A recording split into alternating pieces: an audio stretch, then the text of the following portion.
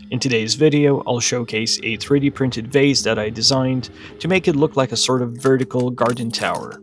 This model is available to download for free on MakerWorld, link is in the description. I also wanted to say a big thank you to BIQU for sending me some of their newest filament that they started manufacturing. The link for the product is also in the description. The model is fairly simple to put together. I reckon the most difficult part is taking out the supports. You'll need a touch of glue to adhere the border panels. Model itself is stackable, so you can print it as high as you want it.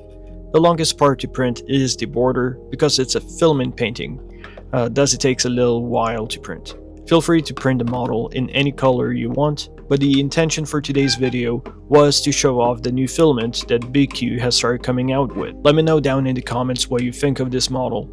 Note that you can rotate and stack each block. You can also replace the windows and doors with something more in depth. I'm also planning on making this exact model in a lamp style, but also keeping it as a vase.